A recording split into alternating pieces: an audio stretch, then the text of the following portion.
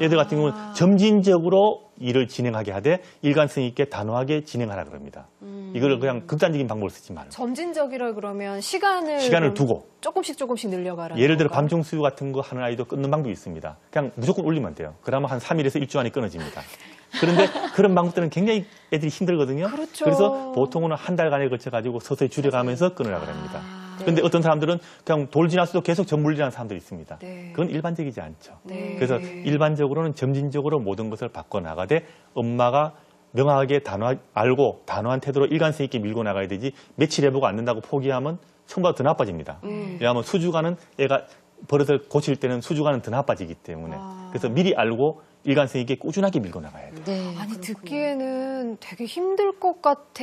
막 어떻게 그렇게 해 그랬는데 저는 궁금한 게 그러면 선생님 아이들은 수면 습관을 잘 들이셨는지 저희 집 애들은 수면 습관 하나는 확실하게 들었습니다. 아, 그래요? 저녁에 9시 넘으면 책을 읽어주고 한 30분 수면 의식을 하면 애들이 밤에 자가지고 아침까지 깨지지 않고 잤습니다. 그런데 문제는 우리나라는 지금 밤에 모든 학원이나 이런 게 벌어지는데 저희 집에는 9시 약간 넘으면 잤는데 초등학교 마칠 때까지 9시 넘으면 자는 바람에 별로 학원도 못 보내고 맨날 우리나라에서는 학원 못 보내면 벌어지는 이야기 알지 않습니까? 얘가 지지나치는 인식을 받은 적이 있었는데 사실은 잠을 깊이 자는 것은 사회적으로 굉장한 투자가 됩니다. 잠은 초등학생은 적어도 10시간 이상은 자야 됩니다. 10시간 잘라 그러면 이상 잘라 그러면 이제 애가 9시 자게 되면 7시까지 내리 자야 돼요.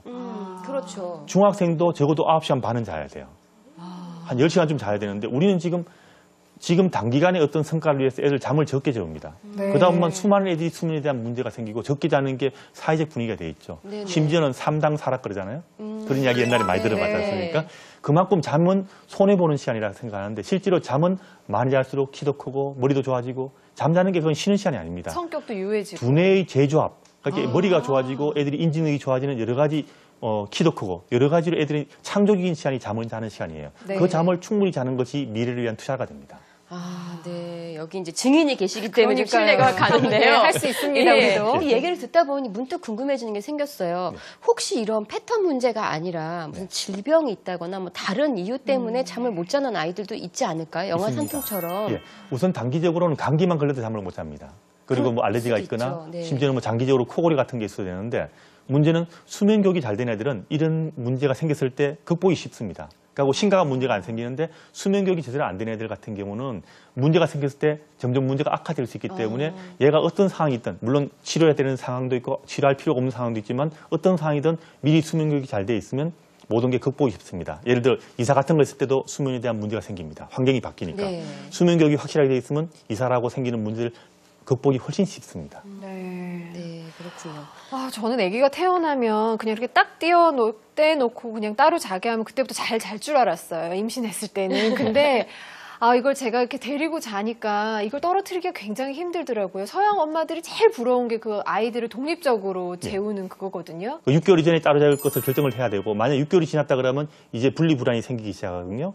그러면 분리불안이 끝나는 2세에서 3세가 지나야지 따로 재우는 것이 가능합니다. 6개월이 지나면 일단 데리고 자야 되는 거군요. 왜냐하면 분리불안 생겼을 때 따로 재우기 쉽지 않습니다. 그 2, 3세라는 건 만으로 만으로 2, 3세예요. 따집니다. 자, 선생님 세 번째 원칙 한번 볼까요? 네.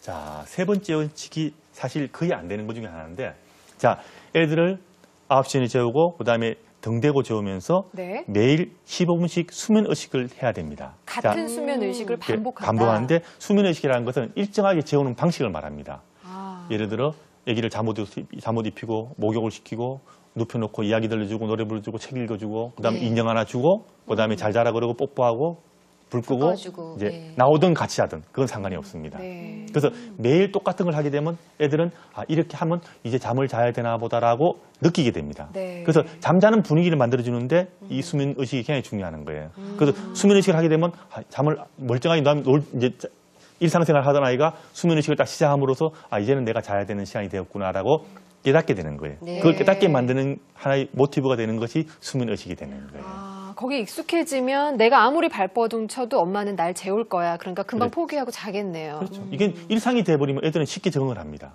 네. 매일 등산할 때 등산로로 가야 됩니다. 그러면 쉽게 갈 수 있는데 그냥 야산에 가서 길 없는 데 가면 힘들죠.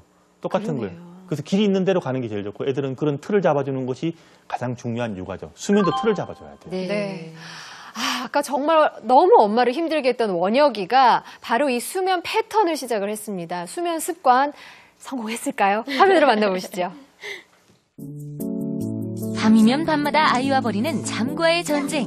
잠 못 드는 아이와 그런 아이를 재우느라 지칠 대로 지친 엄마를 위한 특급 비법. 잠 잘 자는 원혁 왕자 만들기 지금부터 시작합니다. 아이에게는 체계적인 수면 교육이 필요합니다. 선생님 몇 시에 자요? 9시요. 우선 잘 수 있는 환경을 만들어줘야 하는데요. 수민이 9시면 뭐 해야 돼? 자야 돼요. 테레비 끄고 우리 잘까? 네. 자는 시간을 정확히 정해줍니다. 하지만 대개 노는 재미에 푹 빠져 잠자는 시간을 놓치기 일쑤인 아이들. 빨리 처음으로.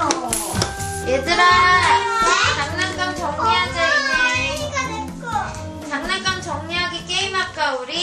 아이의 잠을 방해하는 놀잇감들을 싹 치워야 합니다. 이때 아이가 스스로 정리정돈을 할 수 있도록 하면 더욱 좋습니다. 잠보다 더욱 재밌는 것들이 보이면 아이는 잠에 집중할 수 없다는 것 잊지 마세요. 나 배고파요. 그래도 쓰러졌어요. 잘 자는 또 하나의 비결. 원혁이 빵 먹고 싶어? 나도 빵 먹고 싶어요. 아이들은 배가 고프면 깊은 잠을 자지 않습니다. 가벼운 간식으로 적당한 포만감을 줘 아이의 잠을 유도합니다.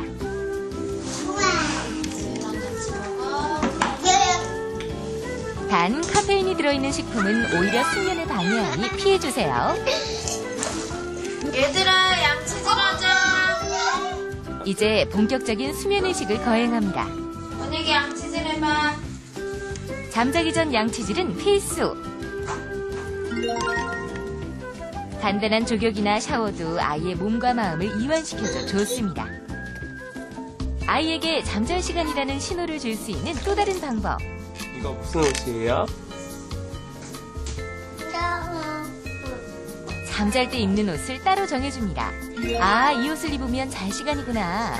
아이가 잠잘 마음의 준비를 하게 됩니다. 원혁이 좋아? 원혁이 잠잘 준비 완료. 수연아, 그건 무슨 옷이야? 이거에 잠시요. 이거 입으면 뭐 해야 돼요? 이거 입으면 자야 돼요. 잠자리 또한 중요한데요. 다른 곳에서 아이가 잠이 들더라도 아이가 늘 자던 침실에서 재워야 합니다.